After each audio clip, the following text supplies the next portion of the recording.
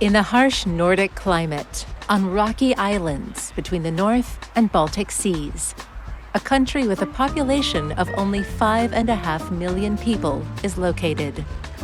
The Kingdom of Denmark is the smallest, but also the most prosperous of all the Scandinavian countries. Throughout its history, this state has been a bulwark of the progress of the entire European civilization. In unprecedented unity, its government and population unanimously accepted and implemented the most progressive philosophical and political views. With traditional respect for private property and free trade, Denmark implements one of the most loyal social policies in the world. Although the kingdom is considered the most expensive country in the European Union, according to sociologists from the World Values Survey Agency, the happiest people in the world live here.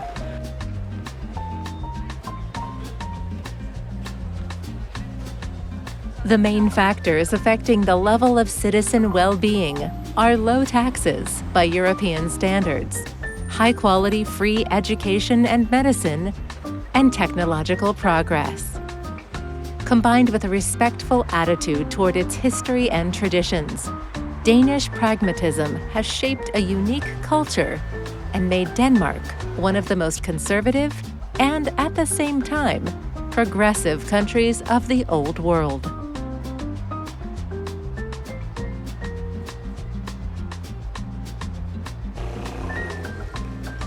The unique atmosphere and legendary history of Denmark attract tourists from all over the world. The most famous and visited Danish city, without a doubt, is Copenhagen.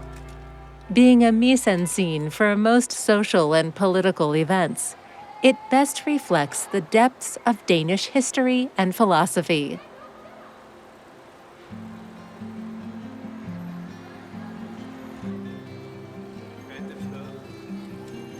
Looking at modern Copenhagen, it is hard to imagine that it was once a simple fishing village with no name. In medieval documents, the name of the settlement from which the city's history began was Hafen, meaning harbor. However, over the 9 centuries of its difficult life, the village has undergone colossal changes and turned into one of the most developed European capitals. Today, Copenhagen is a modern agglomeration. At least a third of the entire population of Denmark considers it their home. It is large enough to be called a metropolis, with a well-developed commercial infrastructure, culture, and nightlife. And at the same time, Copenhagen is cozy enough to feel comfortable and safe here.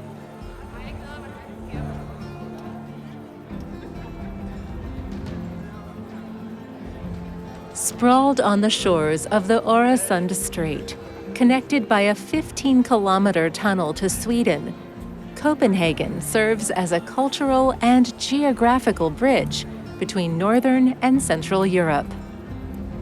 It is a place where old fairy tales are combined with vibrant modern architecture and world-class design.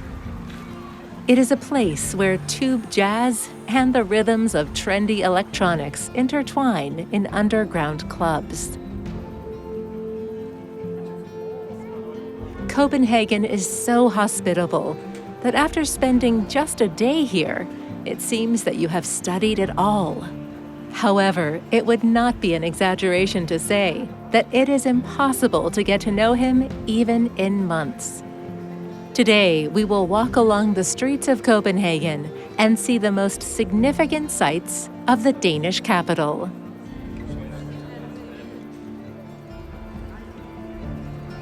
Although Copenhagen's urban landscape is mixed and varied, well-thought-out planning makes it easy to navigate.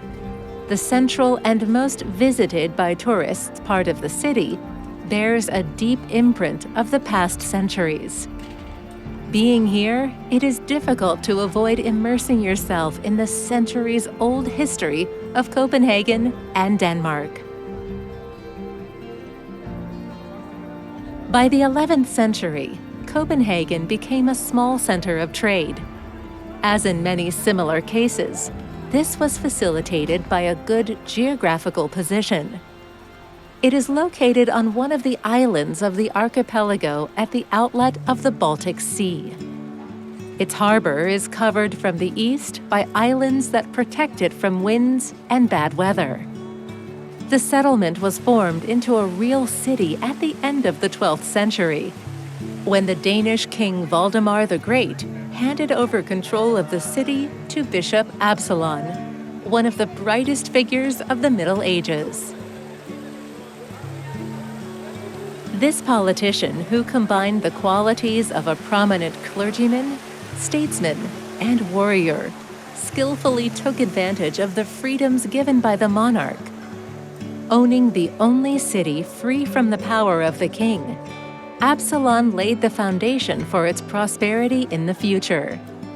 On what is today called Slotsholmen, he erected a castle, the remains of which can still be seen in the catacombs under the Parliament building. Thanks to its fortification, Copenhagen quickly became a significant transit point between the two most important Danish cities, the old capital of the Kingdom of Roskilde and Lund, which is located in modern Sweden. And political independence allowed the city to trade with other states even in times of war. It was then that the prefix "kopmen," or trading, was added to the name of the city. Over time, under the influence of English-speaking travelers and cartographers, Copenhagen acquired the name familiar to our ears, becoming Copenhagen. A significant milestone in the development of Copenhagen was the Protestant Reformation in the 16th century. Although the city had already returned to the rule of the crown by that time and even became the capital of the Danish kingdom, the decline of the Catholic Church in the region gave Copenhagen an advantage over other centers of trade. The establishment of one of the first universities in Europe in the city was also important. However, prosperity came at a heavy price to the city. Trying to keep the prosperous city from powerful, envious people, the Danish monarchs competed with each other in the construction of defensive structures around the capital. Christian IV was the most successful in this.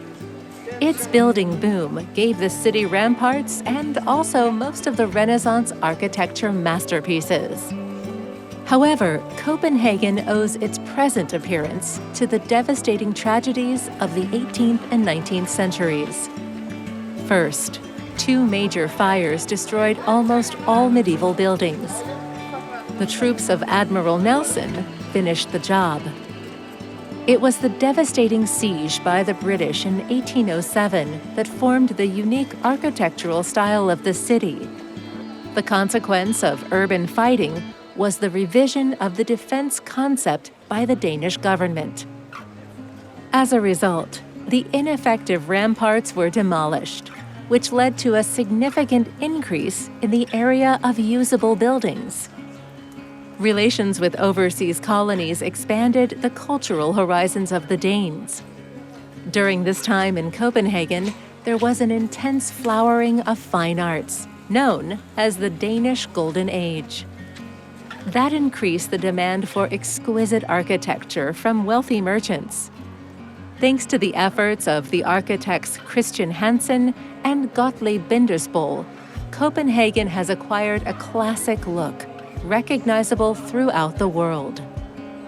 A striking example of the Danish Romanticism that developed at the time is the Town Hall Square, one of the busiest places in the capital. The Hans Christian Andersen Boulevard that crosses it passes 60,000 cars daily. The town hall located here has an impressive facade, decorated with a golden statue of Bishop Absalon and a tall clock tower. With its 106 meters, Copenhagen City Hall is one of the tallest buildings in Copenhagen. Danish radio broadcasts the tower bell ringing daily at noon and every New Year's Eve at midnight. The modern city is divided into 9 main districts. Indre By is the historical heart of present-day Copenhagen and is translated from Danish as Inner City. It was this part that was surrounded by the defensive ramparts of Christian IV. If you look at the map of the city, you can easily see traces of the lines of the then defense. Then it was possible to get into the city through 4 gates. Additionally, artificial lakes were constructed as part of Christian IV's large building project. These still exist to this day: Jørgens, Peblinge, and Sortams. For many centuries, it was forbidden to erect buildings outside the city fortifications. This gave an advantage to the capital's garrison during sieges. Therefore, the entire inner city has such dense buildings. On the territory of Indre By are the most significant tourist sites in Copenhagen. One of them is the Royal Palace of Christiansburg, the former central residence of the Danish monarchs. Its high spire is visible from many corners of the old city. Christiansburg is the only building in the world that unites the highest institutions of all branches of government under one roof. It is the seat of the Danish Parliament, the Folketing, the Danish Prime Minister's office, and the Supreme Court of Denmark.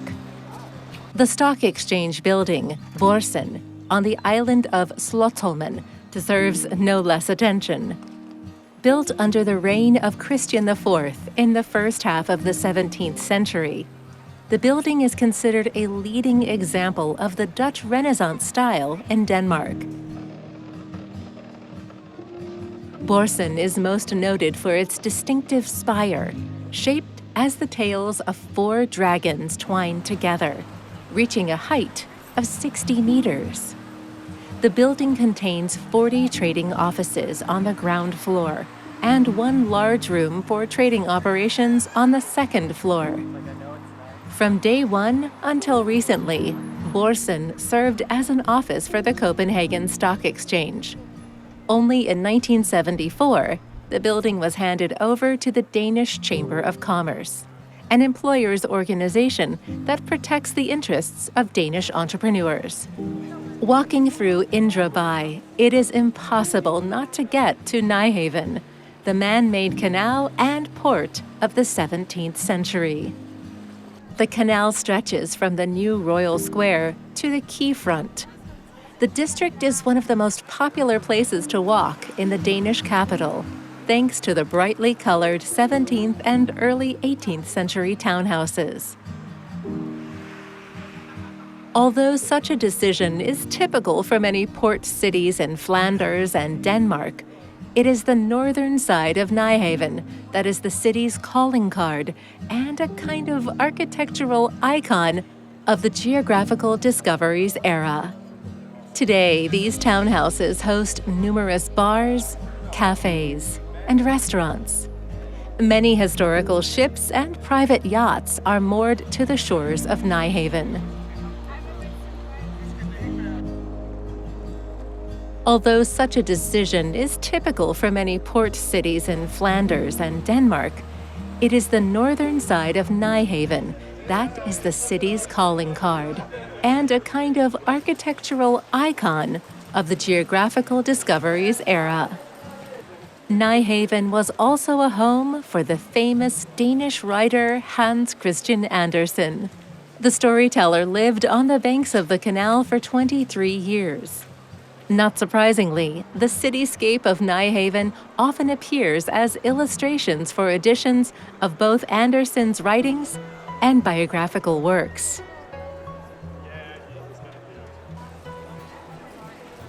The south side of the canal was reserved for the development of the mansions of the Danish nobility. Among other buildings, there is the Royal Palace of Charlottenburg, now the art gallery of the Royal Danish Academy of Fine Arts. The palace complex Amalienborg is located not far from Nyhaven. This architectural ensemble was built in the 1750s as a residence for 4 noble families.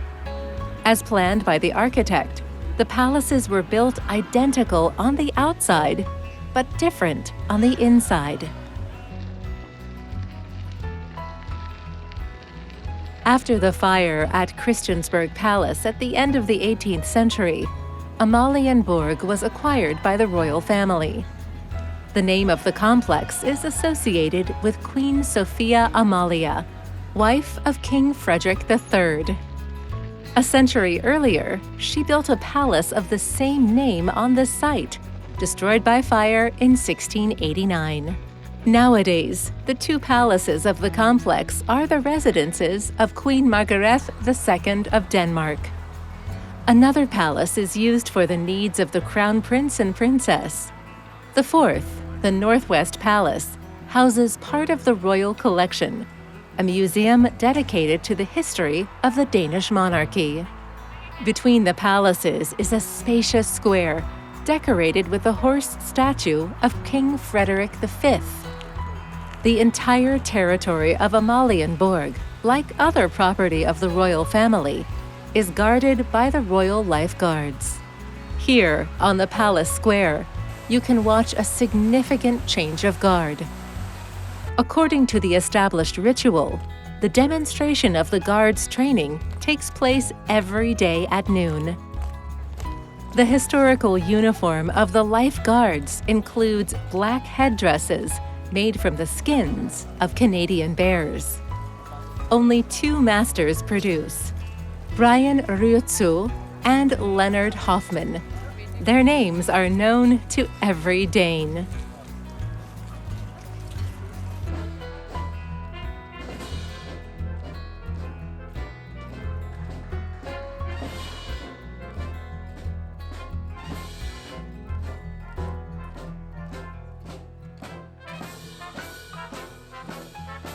Walking around Copenhagen, one cannot help but notice the abundance of 2-wheeled vehicles. The fact is that most of the center of the capital is closed to private cars. Considering how many historical attractions there are within the inner city, this restriction makes it ideal for hiking and sightseeing. The unhurried pace of exploring the unique corners of the Danish capital allows you to feel the atmosphere of antiquity and understand the mood of the Danes. Such a measure by the city authorities of any other country would cause a storm of protests among residents. However, Denmark is rightfully considered one of the most cycling countries in Europe. More than 60% of Copenhagen residents use this eco-friendly vehicle for their daily commute. Of course, this became possible only thanks to the well-thought-out infrastructure that covers the entire metropolis. As in the whole country, Copenhagen has an extensive network of bike paths, crossings, parking lots. In addition, cyclists here have several advantages over drivers of other vehicles. For example, they are allowed to drive both ways on most one-way streets. If you are a guest and do not have your bike, no problem. The city has several bicycle rental options. There are special racks all over the city with new city bikes equipped with GPS navigators and electric drives. You can unlock such a bike using a special mobile application. Renting such a high-tech apparatus will cost 25 crowns per hour. It is available only to authorized users of the application, which slightly reduces the attractiveness of this service. However, there are more acceptable options for both price and design. You can book a bicycle 24 hours a day at the hotel. The average price varies from 70 to 100 crowns per day. If you are not too lazy and do it yourself, you can find cheaper deals. For example, right at the railway station, you can rent a bike for a week at a price of fewer than 50 crowns per day. Some organizations use bicycle rental for charity. The money raised is spent on sending used bicycles to developing countries as humanitarian aid. When renting a bike in Copenhagen, it is worth remembering that locals drive through narrow streets at high speed and overtake without any warning. Driving here requires good skills and vigilant attention. If you are unsure of yourself but want to explore the center from the position of a cyclist, you can hire a cycle rickshaw, most of which combine the professions of a cab and a guide. You can also team up with other tourists and take part in a bike tour. Events like this take place almost every day.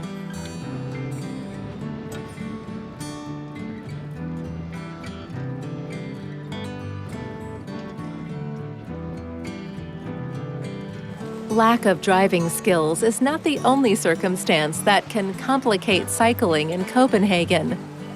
The geographical location doomed the Danes to a damp and unpredictable climate. And even if weather forecasters promise you a sunny day, it will never be superfluous to take an umbrella with you. The most acceptable time to visit the Danish capital is, without a doubt, summer. Due to its proximity to the Arctic latitudes, summer days here are warm and long. Winter, on the other hand, is a time when the minimum length of daylight is intensified by storms brought from the Baltic. However, the Danes were able to turn even such a seemingly depressing circumstance into one of their strongest and most attractive sides. For many centuries, Denmark has developed a tradition of spending long winter evenings with family. Thus was born the concept that defines the entire Danish culture, hygge. It is quite difficult to translate it into other languages. In general, hygge means a feeling of coziness, well-being, and comfortable communication with loved ones. Perhaps thanks to the hygge in Copenhagen, there is such a large number of cozy pubs, taverns, and clubs. Despite the differences in design, service, and menu, they are all united by a warm atmosphere.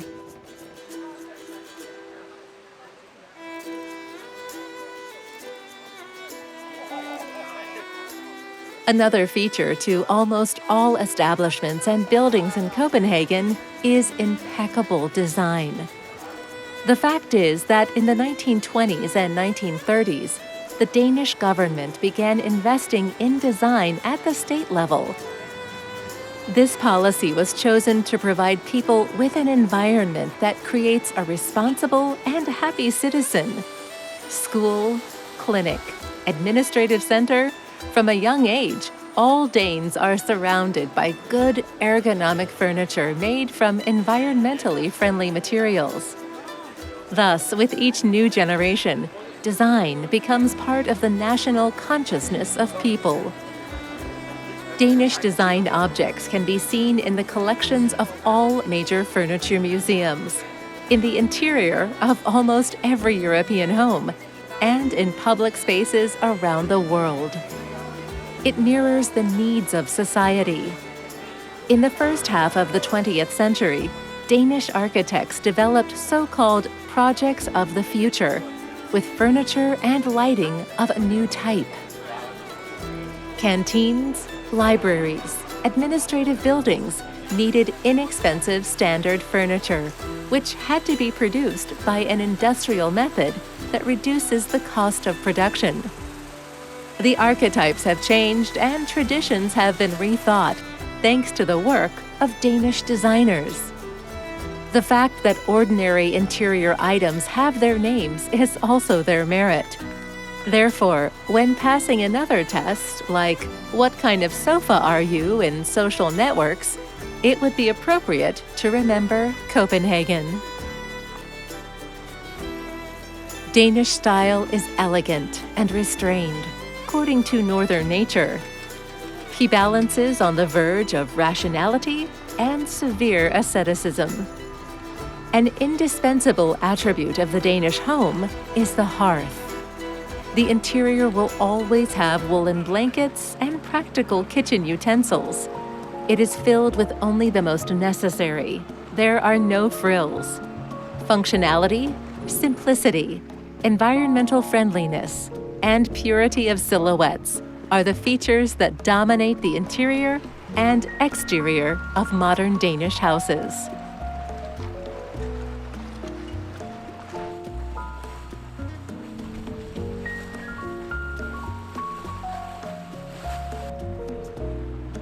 Even a cursory walk around Copenhagen is enough to understand that he can accept the most diverse tourist. It is accessible and open to understanding and study by all ages, and satisfies the most sophisticated cultural needs. There are about 100 museums, including national museums of design and photography. Local galleries present the best examples of fine art, from Renaissance masterpieces to contemporary conceptual works. Thanks to its versatility, comfort, and atmosphere, this city leaves an unforgettable impression. Even if you manage to stay in Copenhagen without a souvenir, a piece of it will stay in your heart forever.